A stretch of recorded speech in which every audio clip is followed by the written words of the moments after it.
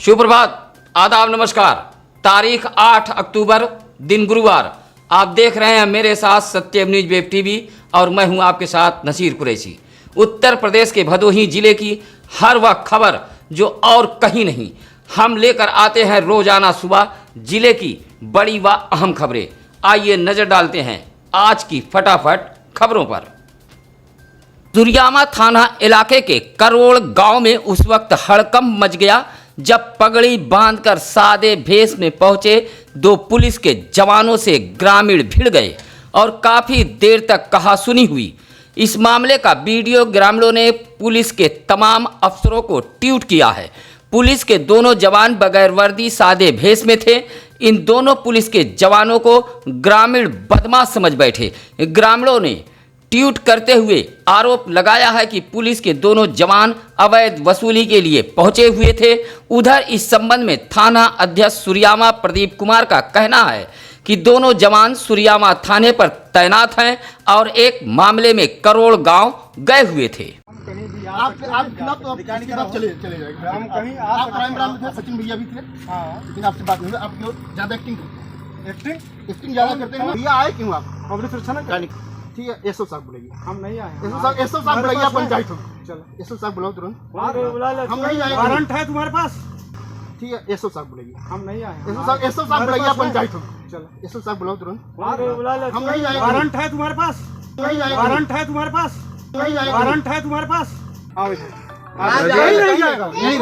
यही बात। बुद्धिमानी कुछ नहीं करना। बुद्धिमानी है। भदोही जिले के मुख्य विकास अधिकारी सीडीओ विवेक त्रिपाठी गत दिनों जांच में पॉजिटिव पाए गए थे। पॉजिटिव मुख्य विकास अधिकारी विवेक त्रिपाठी की इलाज के दौरान लखनऊ में मौत हो गई है। संक्रमित रहे सीडीओ के मौत की खबर मिलते ही भदोही जिले के अधिकारियों में हड़कंप मच गया।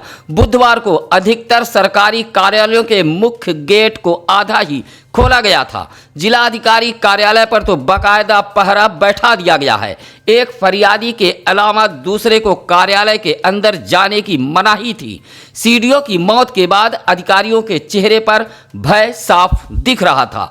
सभी सरकारी कार्यालयों का यही हाल था। मुख्य चिकित्सा अधिकारी कार्यालय तो बेहद संजीदा था।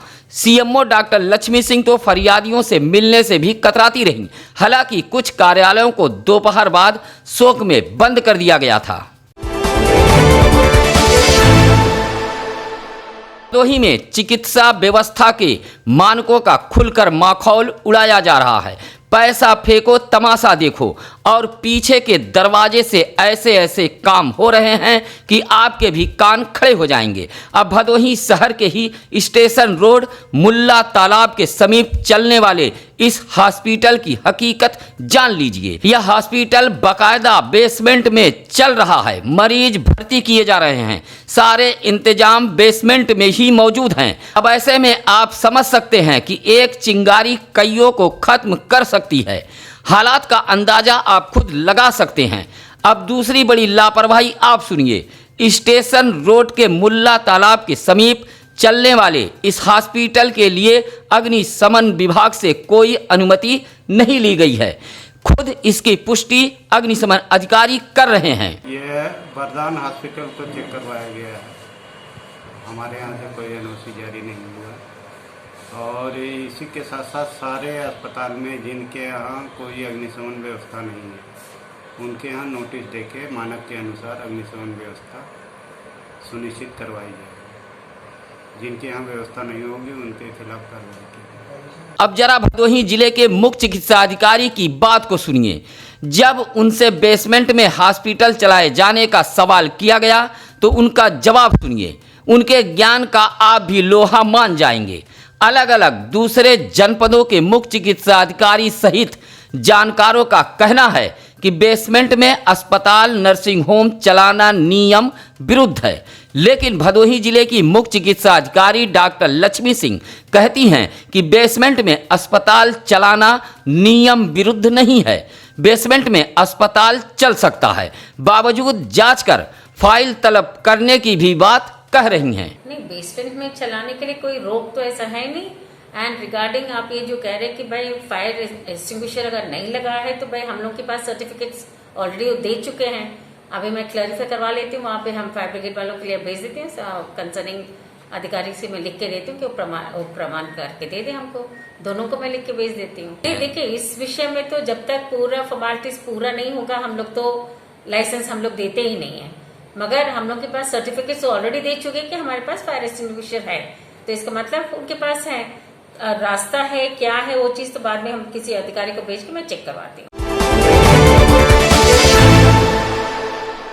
ज्ञानपुर के बाहुबली विधायक विजय मिश्रा की फरार चल रही पत्नी रामलली मिश्रा को सशर्त जमानत हाईकोर्ट से मिल गई है।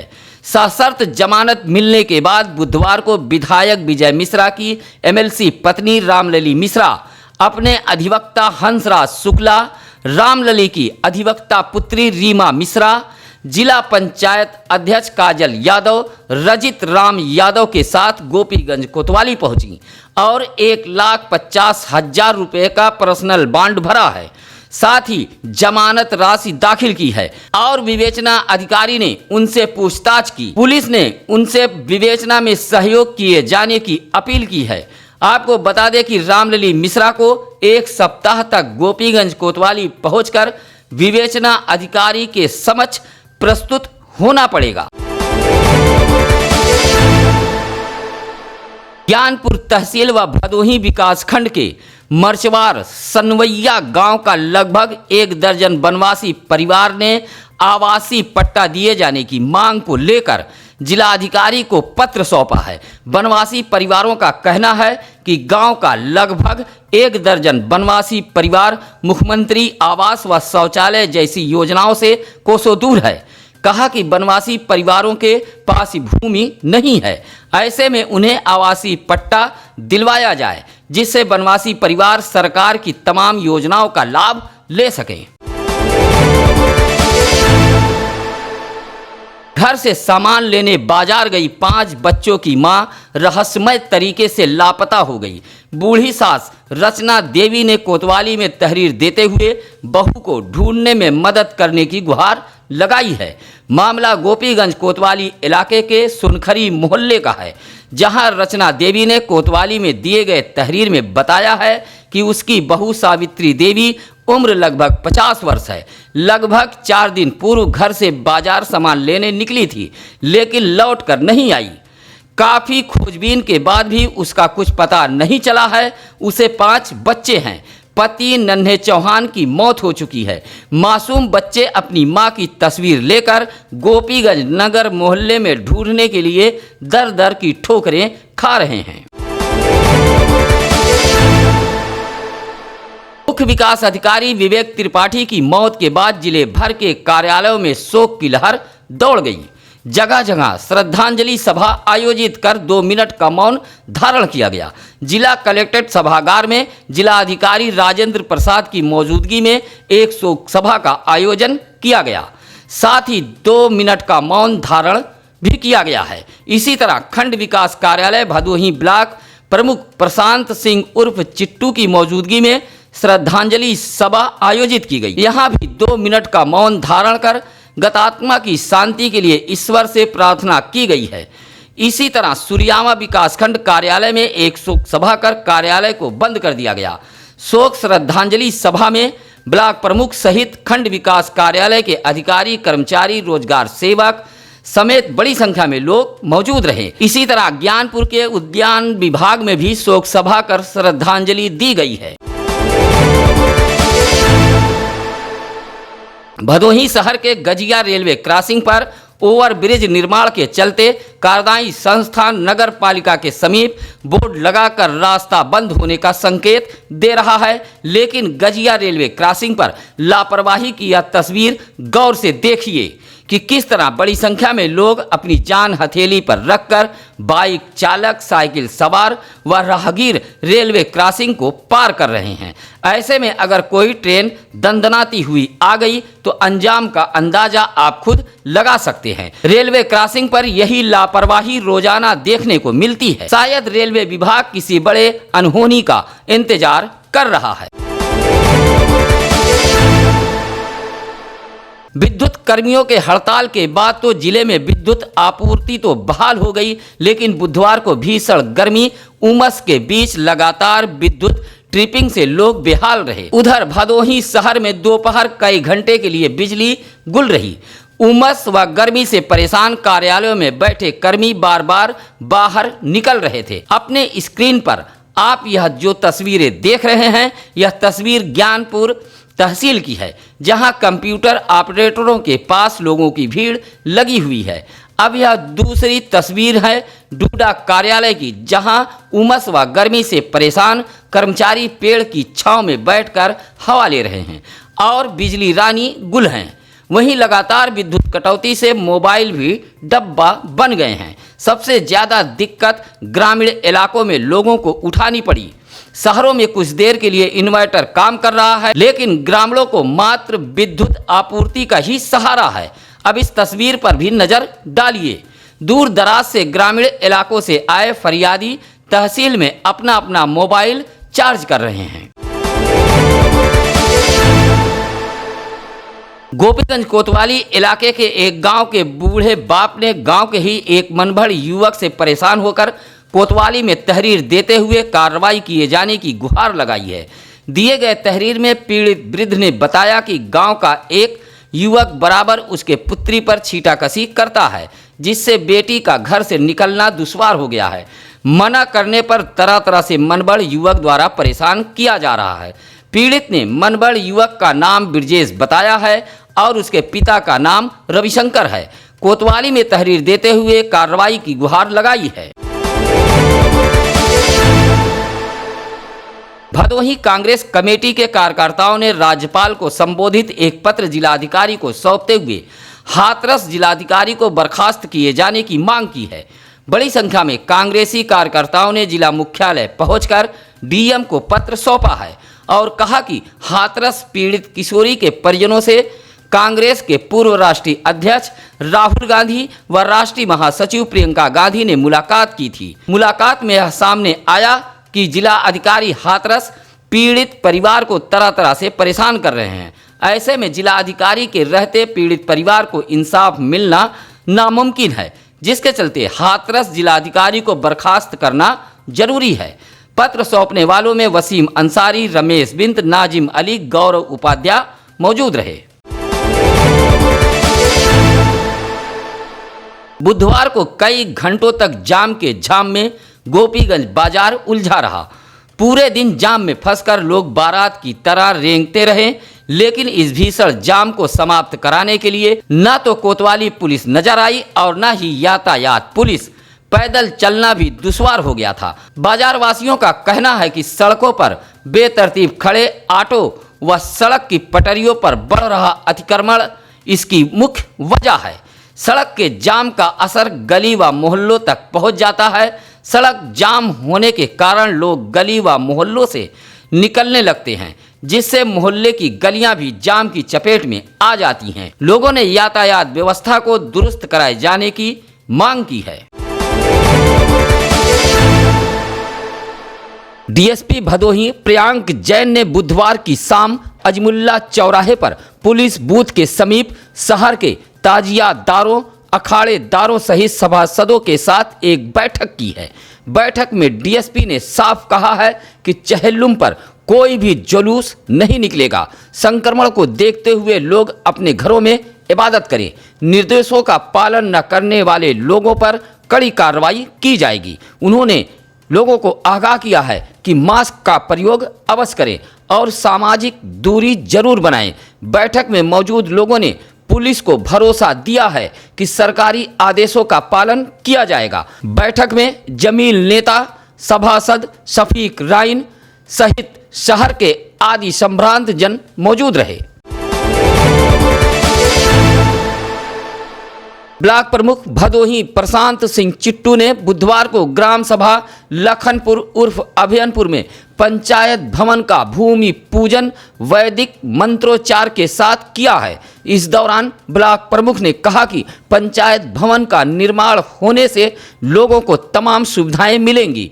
कर्मचारी इस भवन में बैठकर कामकाज कर सकेंगे।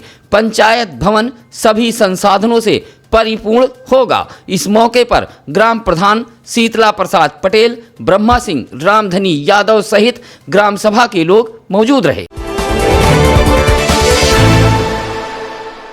विद्युत विभाग के तमाम बेहतर दावे की यह तस्वीर पोल खोल रही है। यह तस्वीर है भदोही जिले के नगर पंचायत नई बाजार के मोहल्ला वार्ड नंबर 10 अंबेडकर नगर का, जहां विद्युत विभाग की लापरवाही के चलते मोहल्ले की गलियों में तारों का मकड़जाल फैल गया है।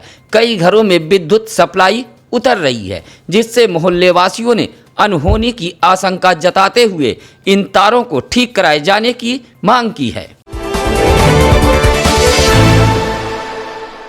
वन्य जीव सप्ताह कार्यक्रम के तहत बुधवार को वन विभाग द्वारा काशी नरेश राजकीय महाविद्यालय में एक कार्यक्रम का आयोजन किया गया, जिसमें लोगों को वन्य जीवों के संरक्षण के प्रति प्रेरित किया गया। मुख्य अतिथि के रूप में प्राचार्य डॉक्टर PN डोंगरे ने कहा कि वन्य जीव प्रकृति का अनमोल उपहार है। वन्य जीवों के बिना मनुष्य का अस्तित्व समाप्त हो जाएगा। मानव हस्तक्षेप के कारण स्थानीय जीवों की प्रजातियां विलुप्त होने के कगार पर हैं। इस मौके पर DFO कमल सक्सेना ने लोगों को वन्य जीवों के संरक्षण के प्रति प्रेरित किया। इस कार्यक्रम में ज्ञानपुर वना क्षेत्राधिकारी ऋषभ मिश्रा, रविंद्र कुमार, कामनी वर्मा, हेमंत कुमार, रामानंद आदि मौजूद रहे। भदोही जिले में बुधवार को स्वास्थ्य विभाग द्वारा संक्रमितों की मौत के अलावा 15 नए मरीजों की पुष्टि की है। एक साथ 2 मरीजों की मौत से जिले में हड़कंप मच गया है। स्वास्थ्य विभाग द्वारा जिन संक्रमितों की लिस्ट जारी की गई है, उसमें भदोही के मर्याद पट्टी का 41 वर्षीय व्यक्ति, सीखापुर का 57 वर्षीय व्यक्ति, नई बाजार की 21 वर्षीय युवती, सुरियामा के बदलीपुर का 21 वर्षीय युवक, कुसौड़ा का 32 वर्षीय व्यक्ति, अवरना का 26 वर्षीय व्यक्ति, औराई का 34 वर्षीय व्यक्ति, मुक्तापुर का 40 वर्षीय व्यक्ति, डीघ नारेपार उपरवार का 27 वर्षीय व्यक्ति, 60 वर्षीय व्यक्ति, खड़गपुर की 40 वर्षीय महिला, डीघ का 30 वर्षीय व्यक्ति, अभूली का 45 वर्षीय व्यक्ति, ज्ञानपुर के एक बैंक का 30 वर्षीय पुरुष कर्मचारी व मिसिरपुर का 20 वर्षीय युवक शामिल है। अब जनपद में संक्रमितों की संख्या 1687 पहुंच गई है। हम खबरों से समझौता नहीं करते। सत्यम न्यूज मीडिया ग्रुप आपका अपना अखबार व वेब टीवी है। यह धनाढ्यों के चंदे से नहीं चलता, बल्कि आप दर्शकों के प्यार व आशीर्वाद से चल रहा है। हम ऐसे लोगों की आवाज़ बनना चाहते हैं जो और उनकी आवाज़ उठाना चाहते हैं जिनकी आवाज़ सत्ता के गलियारों तक नहीं पहुंच पाती, अधिकारियों के कार्यालयों तक दम तोड़ देती है। लेकिन सत्यम न्यूज वेब टीवी आपसे वादा करता है कि हम आपकी आवाज़ ऐसे लोगों तक पहुंचाएंगे जो आपकी आवाज़ सुनने में आनाकानी करते हैं। आज की खबरों में बस इतना ही। अब नसीर कुरैशी को दीजिए इजाज़त। कल फिर होगी कुछ अहम खबरों के साथ मुलाकात। नमस्कार, आदाब।